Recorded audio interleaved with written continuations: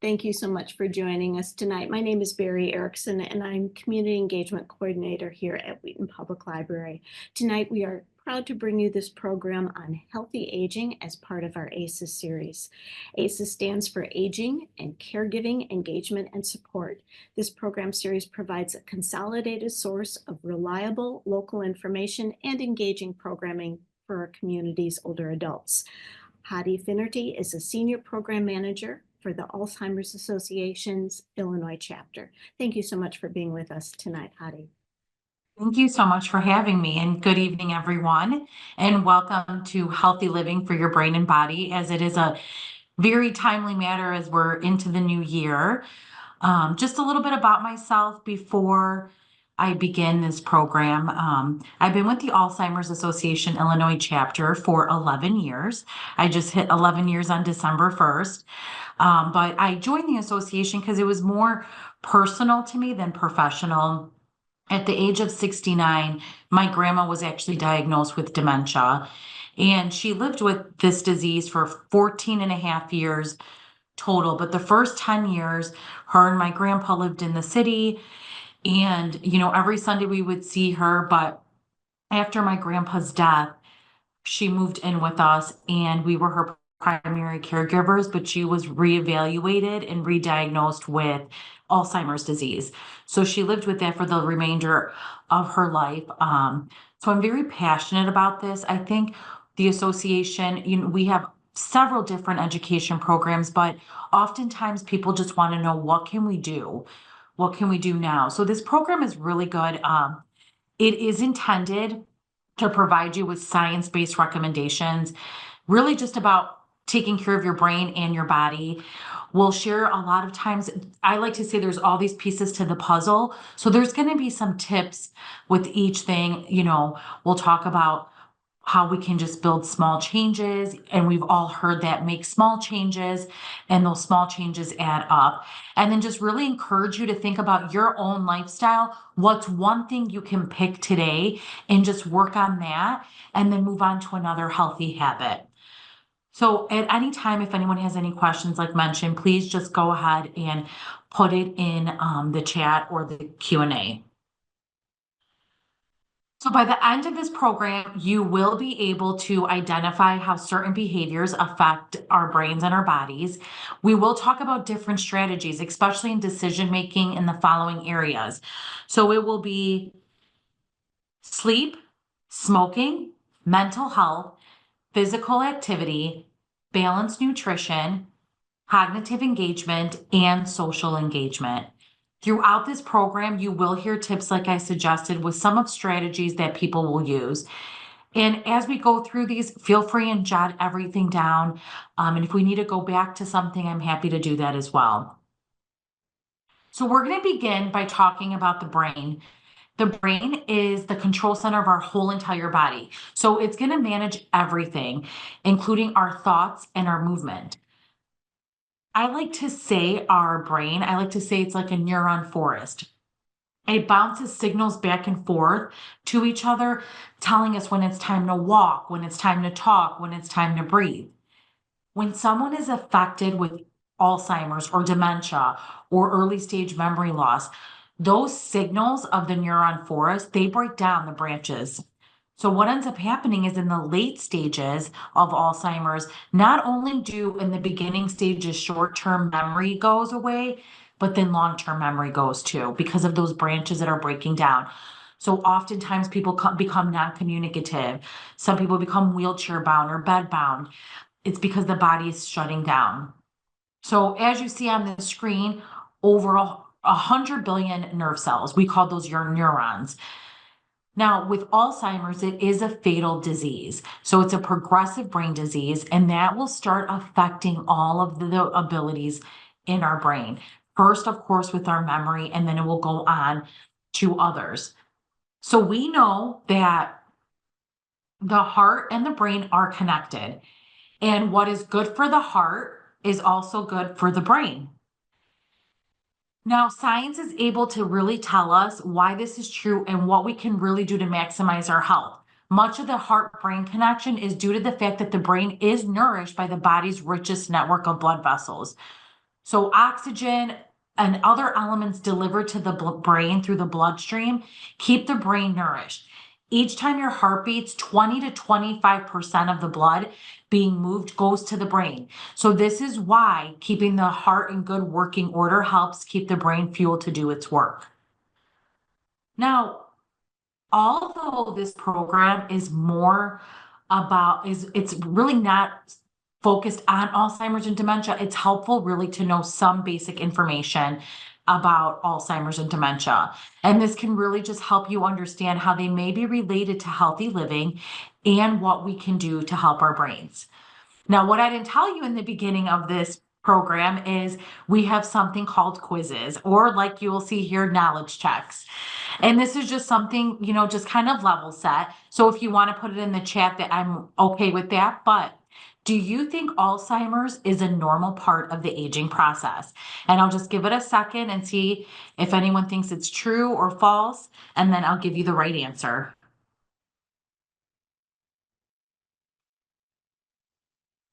Okay, I see false from a lot of people. And the correct answer, if it gives it to me, it is false. So, like I mentioned, Alzheimer's, a progressive and fatal brain disease. Symptoms will usually develop slowly and then it gets worse over time. It lives in the brain 20 years before any symptoms begin. The greatest known risk factor for Alzheimer's is increasing age. So the disease is not normal aging. Years ago, they would say, oh, that person has hardening of the arteries or they're senile. That's normal aging. This is not normal aging. Most individuals with the disease are 65 and older. After the age of 65, our risk starts to develop. Every 5 years, it doubles. So after the age of 65, Alzheimer's doubles every 5 years.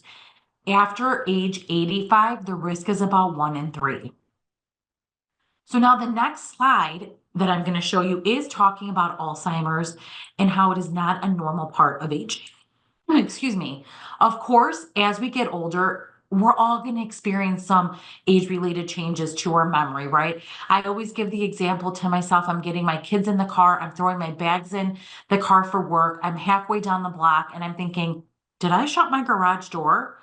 I'll travel back around the block. 99% of the time it is shut, right? We're going to have moments where, oh, I just realized it didn't auto-populate. We're going to have moments where we have those, right? Or I'm sure all of us on this call, if I could see you, we've had those moments where we're thinking, what was that word I was going to say? And eventually it comes to us, right?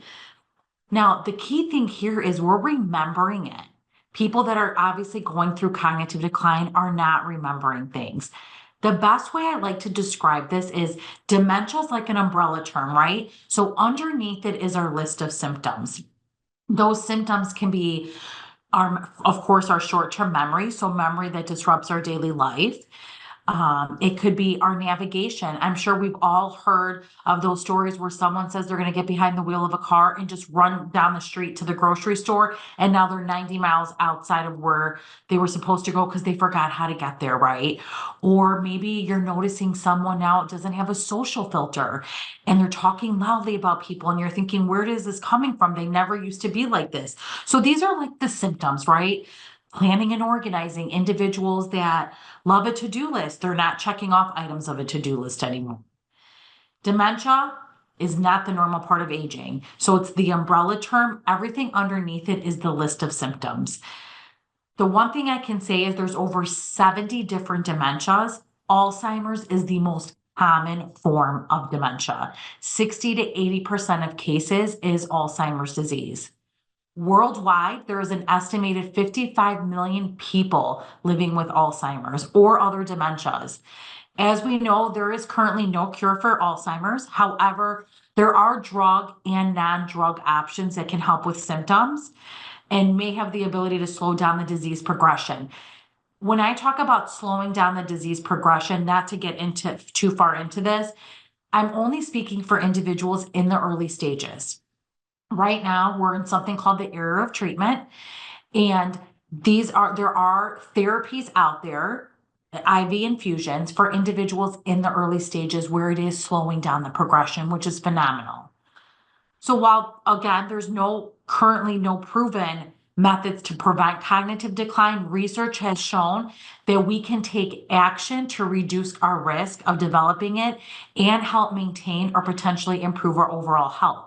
So the important thing here is when we're talking about our health, these are some of the things that we're talking about that can help improve and kind of help delay the onset of symptoms. So we're going to talk about what affects our overall health and well-being. And some of this stuff I'm sure we all know about, but it's good to just to hear it again. Of course, we know many factors can impact health, including our genes, our family history, our environment, and of course, lifestyle.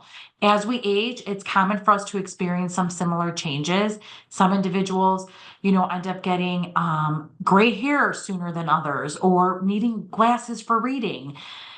But as individuals, we start to experience getting older in many different ways. Sometimes it's our genes. Of course, that's beyond our control and influence the way we are. For example, some family genes allow them to live well into their 90s or even longer, while other family genes can lead to diseases earlier in life that may shorten their lifespan. In addition, into the environment in which we live, work, and play have significant effects on our health. Many of these are difficult to change and are beyond our control. But what we do have some control over are other factors involving our health.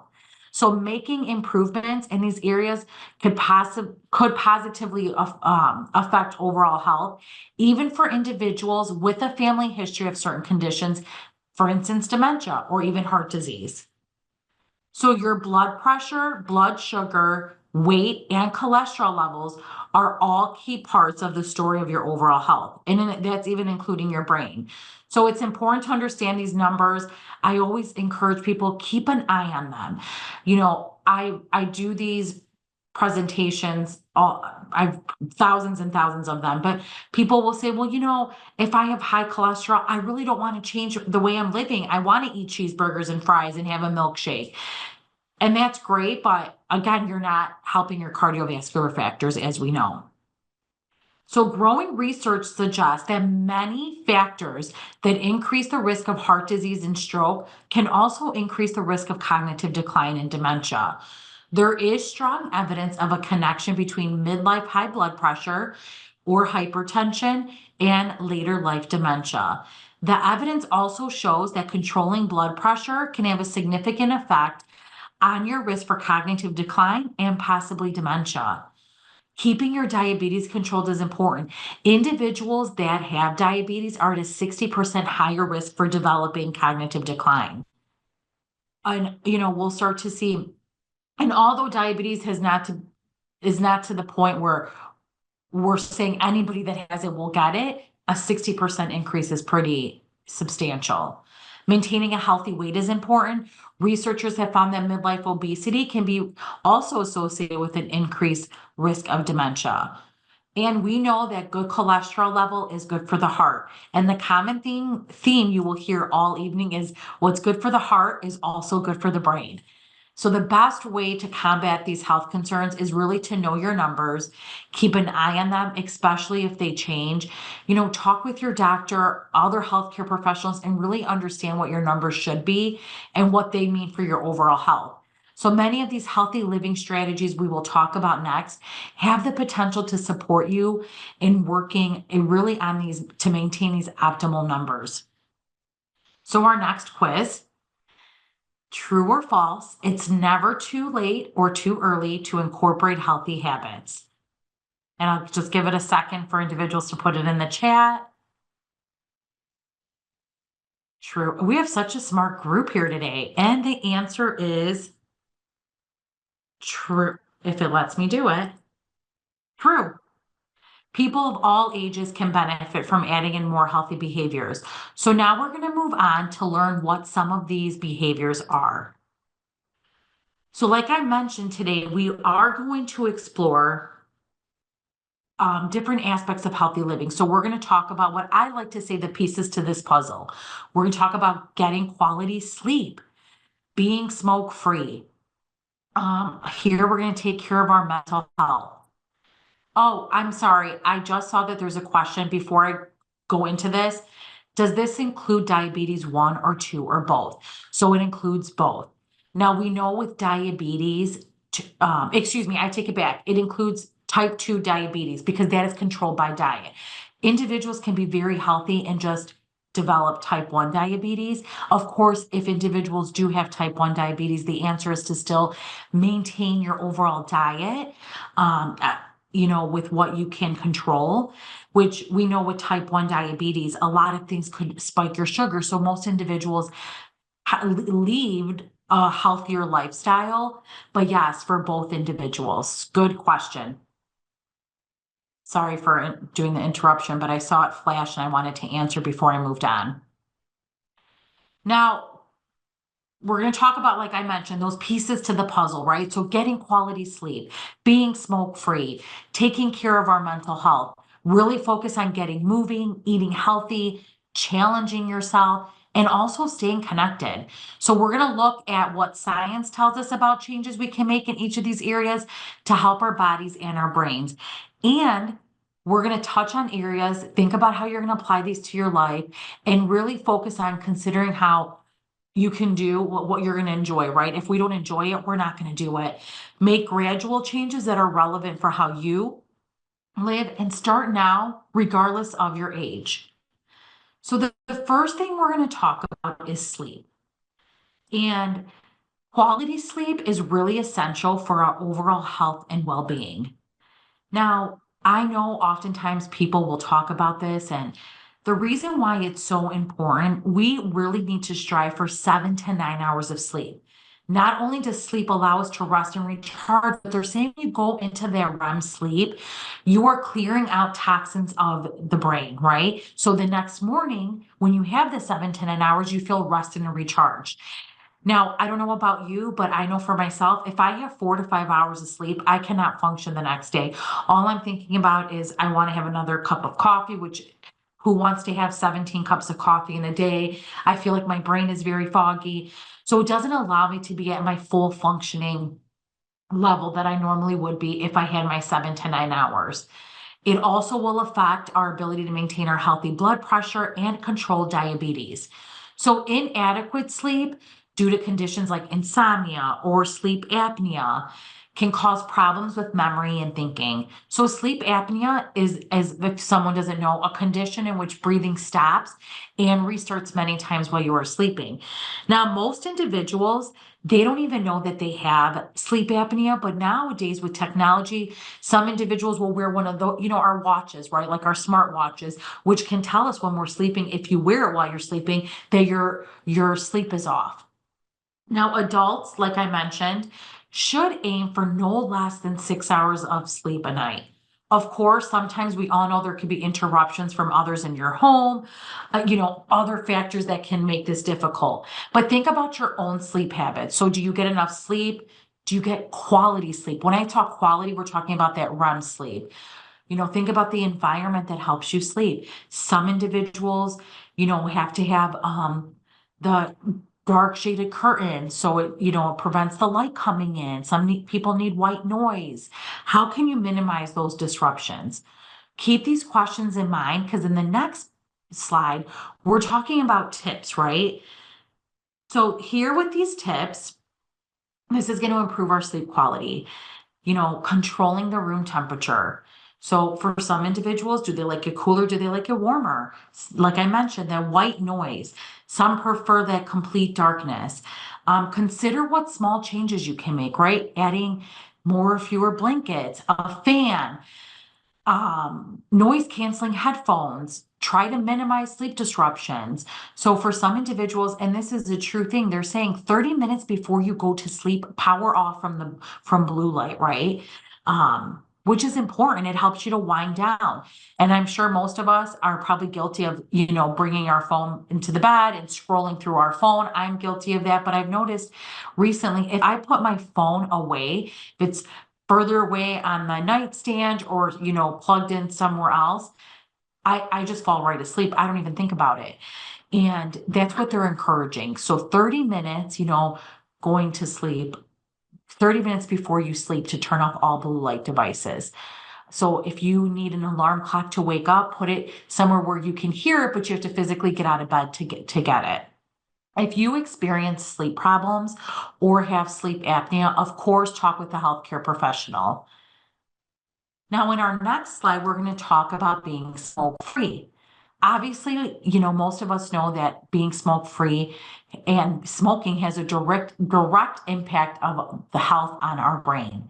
Studies have found that smoking increases the risk of cognitive decline and it may increase the risk of dementia. So here with benefits of quitting smoking, of course, includes a lower risk of heart attack, stroke, lung disease, better blood circulation. It avoids exposing others to secondhand smoke.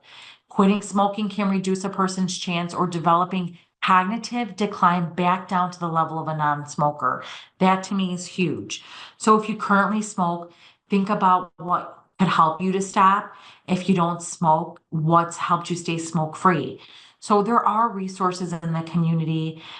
In this slide, we're going to talk about just a couple tips. We know quitting is hard. Many individuals find support through quit lines, or they talk to their doctor and perhaps they're getting on a patch or other healthcare professionals, or some are just looking for a smoking cessation program or strategy that works for them. So the next topic, and I know we've heard a lot about this over the last probably few years, is taking care of our mental health. So it is important to prioritize yourself, make time for self-care. Some people might have a lot on their plate, right? Maybe you care for others or juggling a heavy workload, or it's just dealing with life's unexpected surprises. Pay attention to your stress level and any symptoms of anxiety, depression, or other mental health concerns. These will affect the, the health of your brain. Talk with your doctor about how you're feeling, both physically and mentally. And why this is important is often individuals, when they're maybe feeling depressed, they will start to display some signs of memory loss. And really it's just because they're going through depression. So we call that depression or reversible dementia because when someone gets treated for it, they go back to feeling like themselves again. So it's important to pay attention to how we're really feeling, especially in this area. Some of the healthy habits we're talking about today in this program are really good examples of self-care. So for example, studies have found regular physical activity, it decreases stress, it increases your ability to manage stress, and it will lead to better overall mood. Sleep also contributes to mental health. Taking time to care for yourself is very important, especially if you are caring for others. So even if you are busy with a full schedule, it helps to take a few moments to give yourself a break. This can help boost your mood, lower your stress level. Self-care is not selfish, and I know it's very hard for individuals to take that time for themselves, but think about some things that you like doing and how you can build those breaks into your day.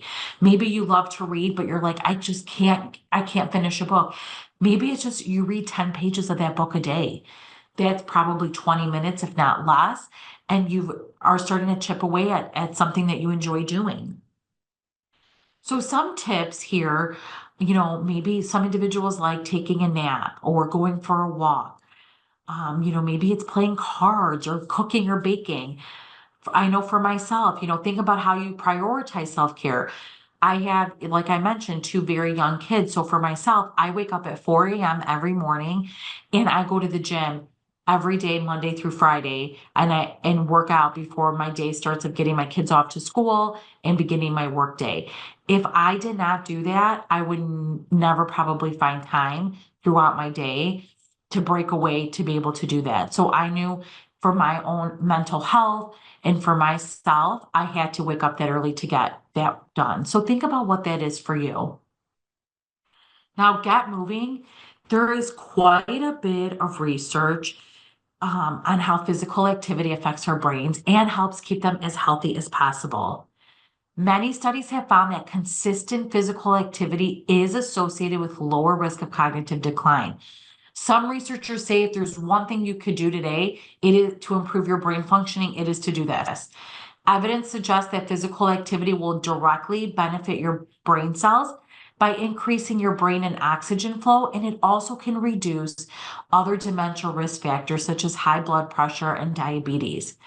Most researchers believe exercise should be more regular and on the vigorous side. So, your heart's pumping, the blood's flowing. If you're walking, it might be harder for you to talk. But some of these it could just be walking, strength training. Average adults need 2 hours and 30 minutes a week of exercise. And they suggest 2 to 3 days to have some strength training exercises built in there.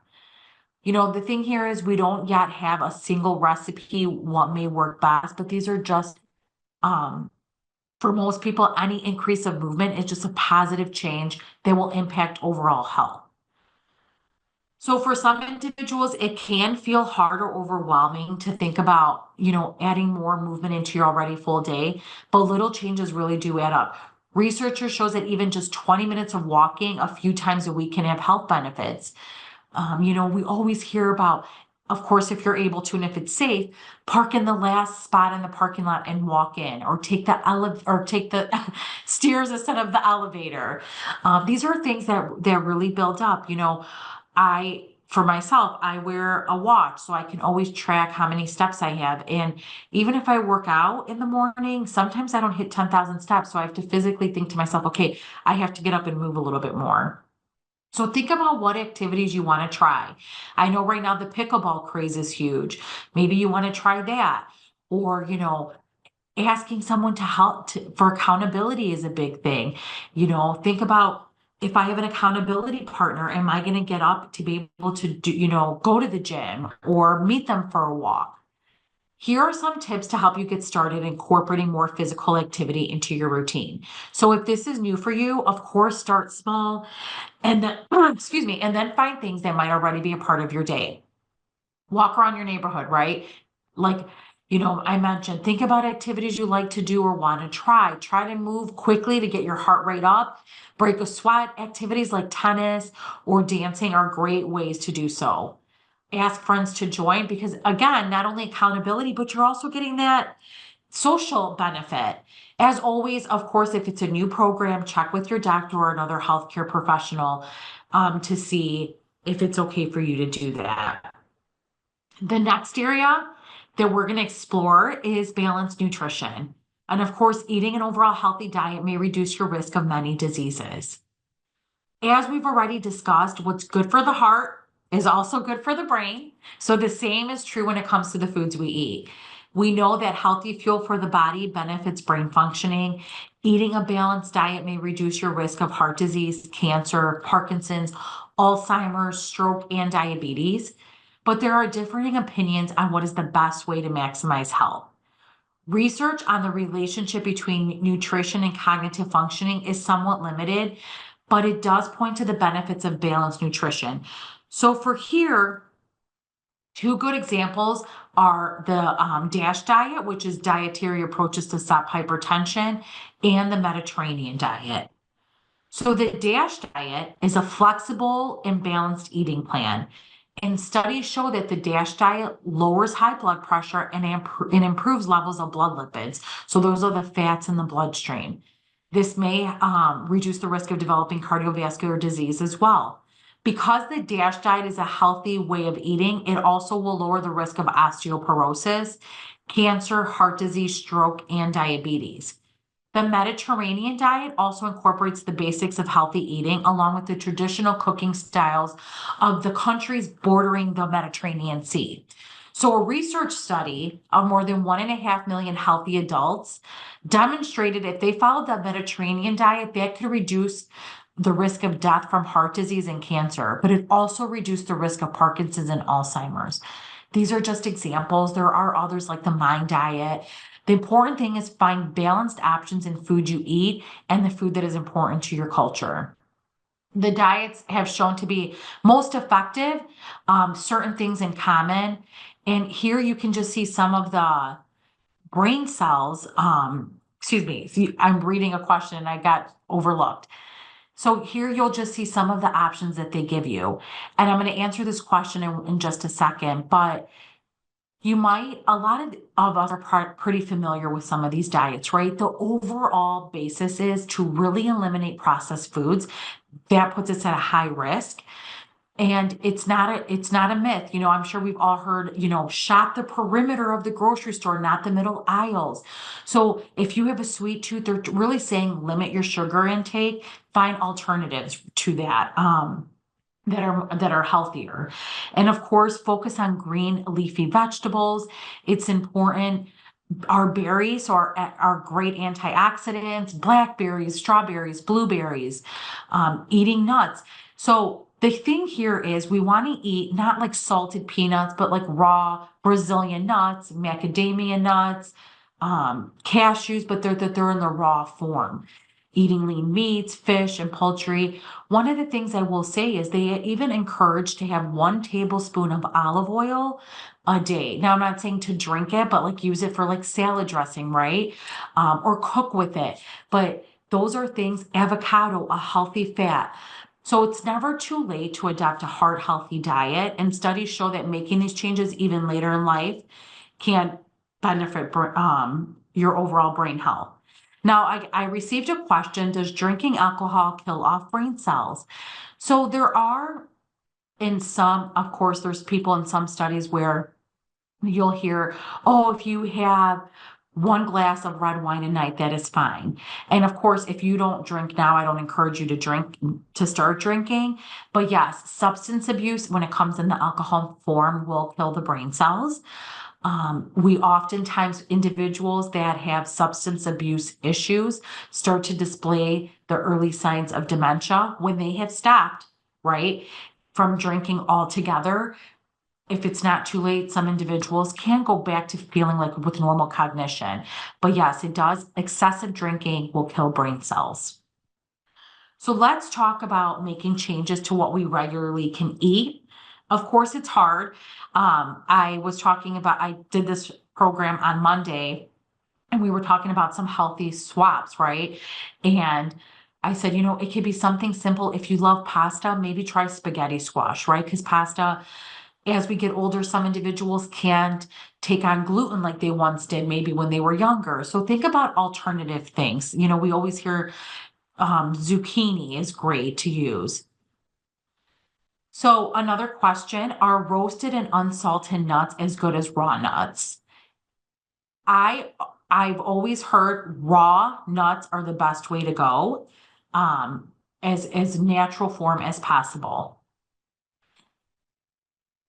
So here, think about different things that you could do, right? If you love dessert, what other healthier options are you going to use for it? Of course, you don't want to cut back on like some sugar. So think about things that you're willing to try, some healthy food you could swap in.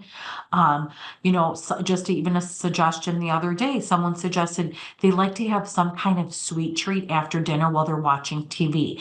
One of the things that she found so helpful, she cuts up strawberries or blueberries and she'll just put like a dollop of whipped cream on it. And she's like, that's satisfying enough because it's sweet and it hits my sweet tooth. So we're going to go over some healthy tips. Of course, I've talked about a lot of these, but extra salt, think about low sodium options. Mrs. Dash seasoning is great because they're salt free. Build your meals really around around vegetables, beans, and whole grains. Choose really skinless poultry, lean cut meats, eat fish a couple of days a week. They're really encouraging that. And I went to the Alzheimer's Association International Conference at the end of July.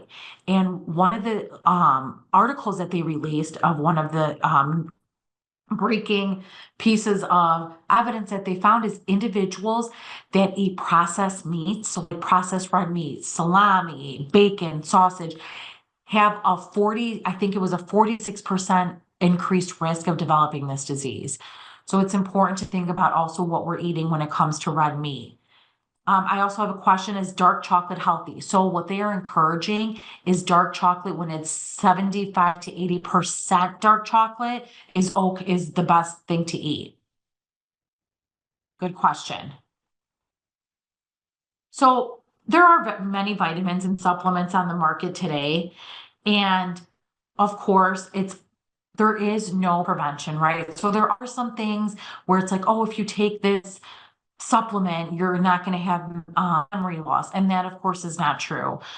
So I just like to put that disclaimer on there, that there are a lot of false claims. I'm sure we all know about that. And of course, talk to your doctor if you're not sure. So again, here's another test your knowledge. True or false, challenging your brain may help lower your risk of cognitive decline. I'll give it just a second.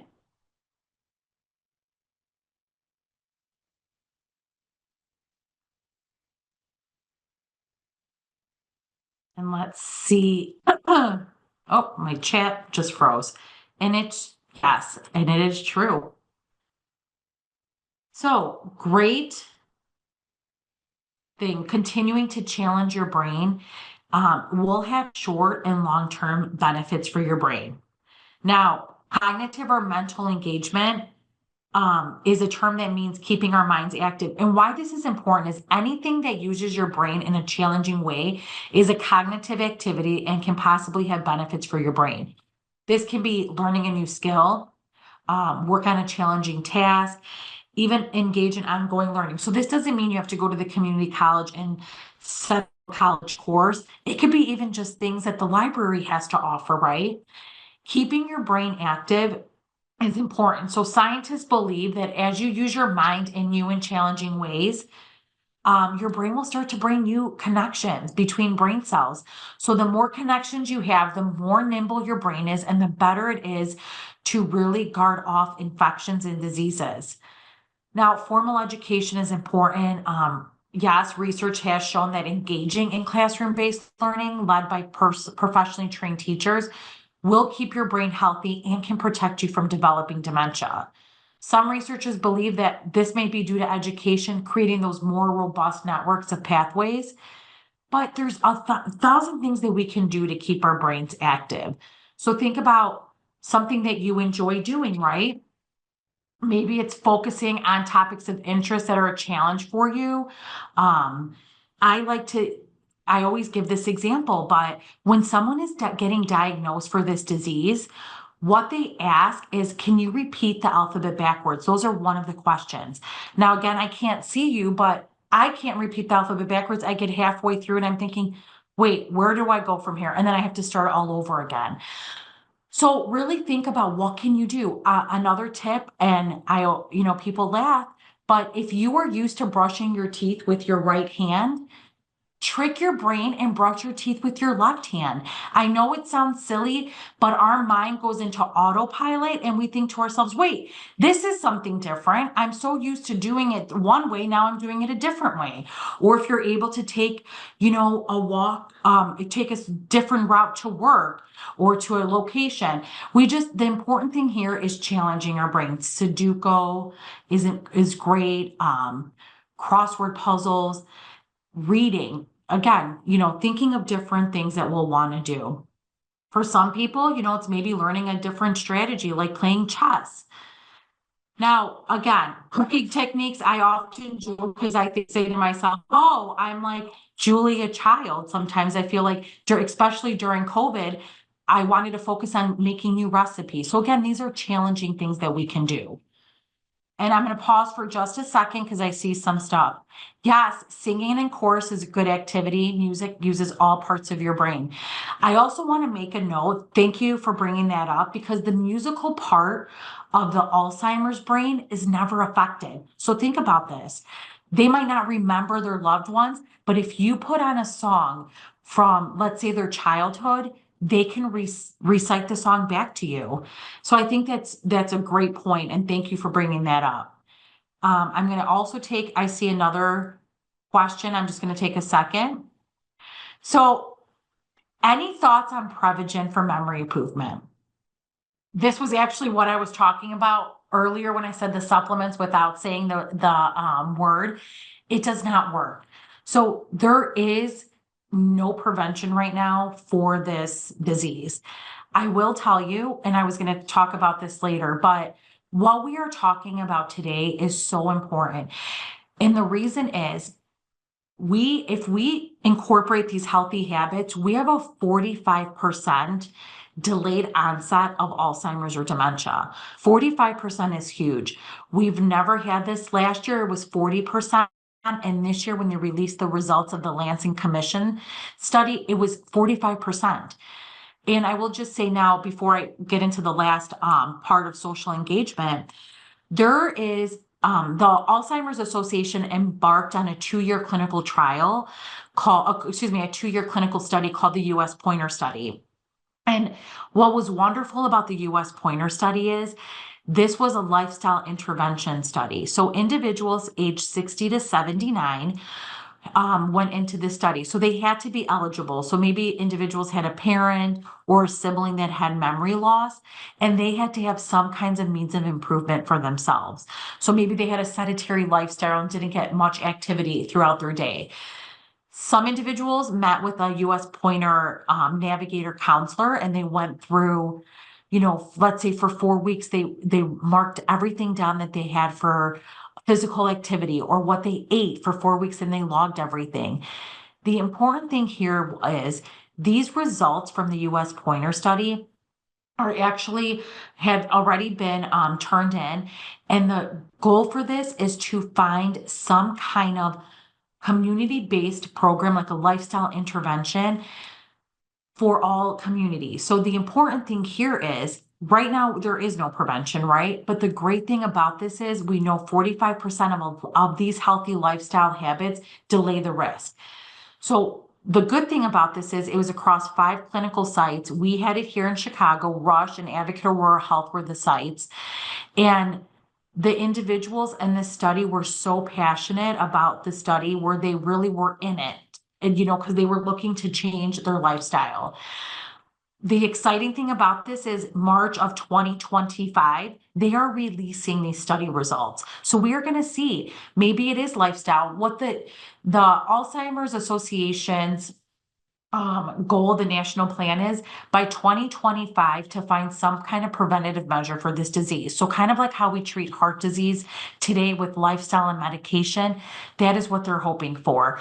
So for myself, and I'm sure maybe some of you on this call, this is exciting to me because, again, we didn't know what we could do, right? It was, if you have a brain, you're at risk. But now there's things that we can do, and evidence and science is backing this up. So it is kind of an exciting time. I'm very passionate about this area in particularly. So the final area is social engagement or connecting with others in a social setting, which can have many health benefits. Now, we know people do not do well in isolation. Research suggests that connecting with others may improve their brain health, but those who are regularly engaged with other people also tend to have reduced rates of mortality and disability. People, again, they don't do well in isolation. So people feel well connected to others. They tend to make healthier choices in other parts of their lives. There are many ways to connect with others and reap the benefits of social interaction. So as always, do activities that are meaningful to you. So this will provide the greatest connection with those around you. So think about how you like to connect with others, where there might be some new opportunities to do so. Maybe it's getting involved in your community, or it's joining a club or a different group. For a lot of individuals, maintaining strong social connections includes volunteering for a cause that's important. Maybe it's visiting friends and family or being involved in your community. So it's really encouraging to just stay connected. I always encourage people, sometimes it's good to just get out of your comfort zone, maybe meet new friends, and getting out of that gets you to really focus on, okay, I'm out of my comfort zone and I want to start to meet new people, especially for individuals that live alone.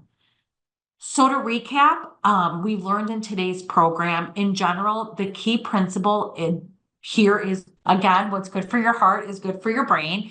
And really important elements of healthy living for your brain and body will include getting quality sleep. We know that, being smoke-free, taking care of your mental health, being physically active and eating healthy, and then challenging yourself and staying socially connected.